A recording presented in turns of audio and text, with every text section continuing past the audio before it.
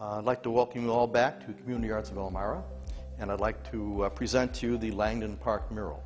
This was a collaborative project that I was involved with another art teacher, and it took space over about 2 years. The project was a brainstorm of Cynthia Hill. She was a teacher at CCC and her students. They put the large 3 sheetrock sections on the wall which covered the carriage house entries that had been cinder blocked over.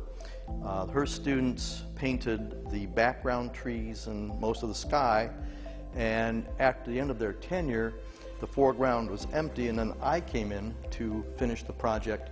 My goal was to populate the mural with people, make it a place. So I made it into a patio park to extend out from the cafe, and it takes place in 1875, and we have, of course, Mark Twain and his family to make it associated with, of course, Elmira.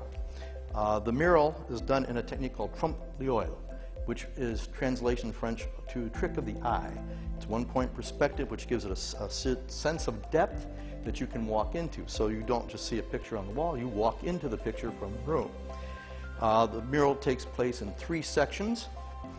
The section on the left is populated with figures that I stole from many famous artists, such as Thomas Eakins and Rembrandt.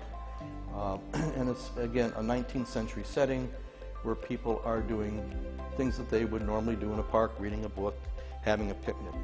Cynthia Hill, my colleague, is represented as the woman in the gold dress. So instead of signing the mural, we put ourselves in it. The center panel incorporates Mark Twain and his family, which would be Olivia Langdon, Susan Langdon Crane, and Mary Ann Cord, who is the maid cook. The figures in the center are composites from Civil War photographs that I put together, and I put myself in as the photographer. As I am a photographer, so it worked out pretty well. And over in the third panel, I stole figures from Vittorio Reggianini, who was famous for painting scenes of suitors and bourgeois family room, living room scenes in the late 1800s. It also includes my neighbor's cat and a few assorted figures that I collected from other photographs. To be quite honest, it came out much better than I thought it was going to. It was really, again, a collaborative effort, but it really had a good start with Cynthia and her students. They gave me a good basis to work on, and then they just let me loose with my perspective work and composite figures from various sources. And it kind of took on its own life, and it changed from month to month, and it probably took about 2 years to do it.